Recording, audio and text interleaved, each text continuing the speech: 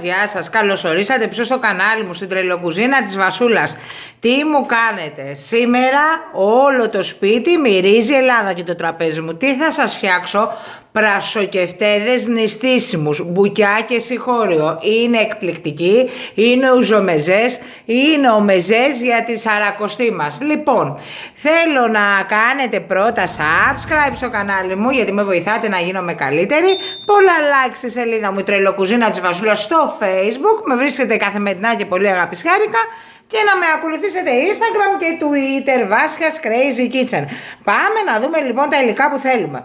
Θέλουμε πατάτα που την έχω τρίψει στο τρίφτη, στη χοντρή πλευρά του τρίφτη, καροτάκι. Εδώ πέρα έχω πράσο φρέσκο κρεμμυδάκι, ξερό κρεμμυδάκι. Έχω εδώ πέρα δυόσμο και μαϊντανό, αλεύρι, άνηθο, φρυγανιά τριμμένη, ελαιόλαδο, σκόρδο, αλάτι, πιπέρι ρίγανη και πάπρικα καπνιστή. Το πρώτο στάδιο για αυτή τη μυρωδάτη, νηστίσιμη, λαχταριστή συνταγή είναι να πάμε να σοτάρουμε τα κρεμμύδια μας, τα πράσα μας, για να ξεκινήσουμε να φτιάξουμε αυτή τη φανταστική συνταγή.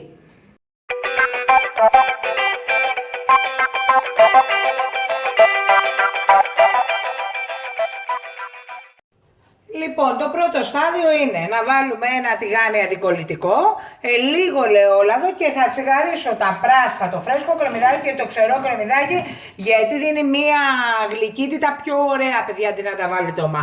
Οπότε πάμε να τα τσιγαρίσουμε. Κοιτάξτε, χρώματα, αρώματα και φυσικά δεν θα τους κάνω τηγανιτούς, θα τους κάνω ψητούς, παιδιά, για πιο υγιεινούς. Και επειδή παντού βλέπουμε ταραμοκεφτέδες και είμαι αντιδραστικό στοιχείο, εγώ θα κάνω πράσοκεφτέδες. Στην υγεία μας, παιδιά, καλή καρδιά, καλή σαρακοστή με ουζάκι. Πω μυρωδιές, παιδιά, έρχεται το καλοκαίρι. Λοιπόν, αυτά εδώ πέρα θα τα σοτάρουμε γύρω στα 5 με 10 λεπτάκια. Αφού περάσανε 10 λεπτάκια και τσιγαρίζονται, εντάξει παιδιά, εγώ πεθαίνω για πράσο, δεν το συζητάω. Είναι ένας μεζές φανταστικός. Τώρα τι θα κάνω? Τώρα μου ήρθε φλασιά, γι' αυτό δεν σας το δείξα πριν στα υλικά. Θα σβήσω με λίγο ουζάκι. Ωχ, Παναγία μου και Χριστέ μου. Λοιπόν, κόσμε μου, στην υγειά μας, καλή καρδιά. Αφήνω άλλα 4-5 λεπτάκια να πάρει το ουζάκι. Παιδιά, ετοιμαστείτε, φυσικά με κελεμπίες θα βγούμε, το ξέρετε αυτό, έτσι δεν θα βγούμε με μαγιό φέτος.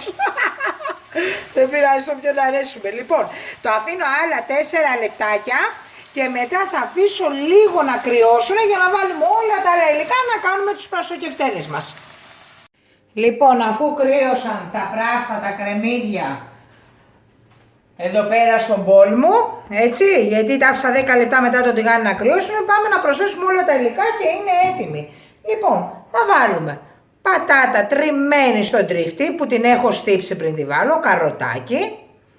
Θα σας ενθουσιάσουν, παιδιά, είναι θεϊκή και τα παιδάκια σας θα τους φάνε, δεν υπάρχει περίπτωση να μην τους φάνε.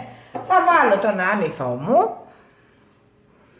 Φυσικά πολλά αρωματικά και το σπουδαίο είναι ότι τους ψήνω. Όχι τηγάνι, όχι λαδίλα, όλα τα υλικά θα τα βρείτε κάτω στο κουτί περιγραφής, λέει πατήστε τα υλικά εδώ. Μπαίνετε στο καινούργιο μας site και είναι οι καρτέλες με τα υλικά. Λοιπόν, εδώ έχω μαϊντανό δυόσμο.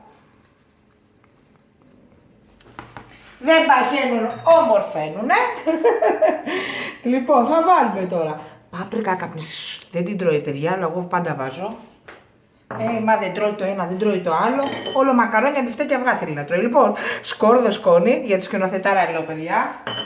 Να είναι καλά το αγόρι μου, μας κάνει τα βίντεο. Αλάτι, πιπέρι, ρίγανη. Με συγχωρείτε τώρα, αυτό μπροστά σας δεν είναι μια ζωγραφιά.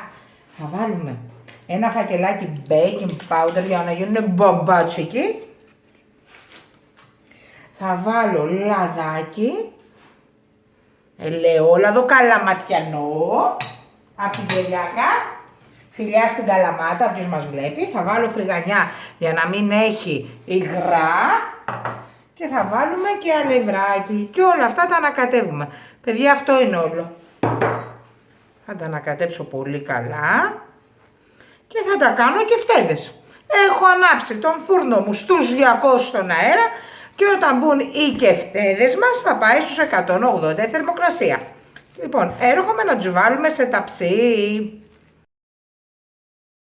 Έβαλα γαντάκι και τους έπλασα ακριβώς, παιδιά, 2 λεπτά. Το μείγμα είναι ακριβώς, θα σας τρελάνει. Είναι το κάτι διαφορετικό.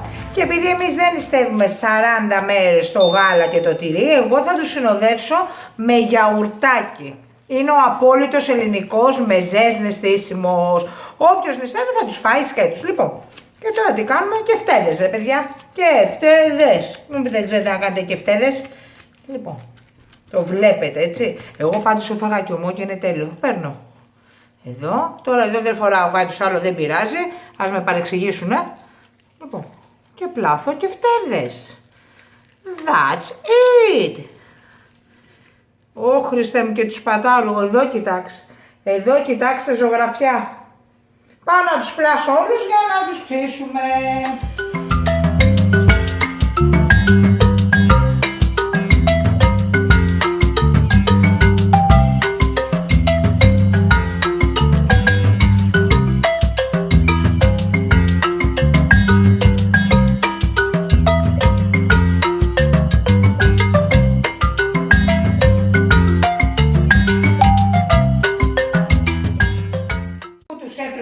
Όλους, παιδιά, έχω φάει ομή, τη γέμιση και είναι απίθανη. Θα ραντίσω πάλι λίγο λαδάκι από πάνω και πάω να ψήσω γύρω στη μισή ώρα στους 180 στον αέρα και έρχομαι να κάνουμε από τώρα Greek Summer.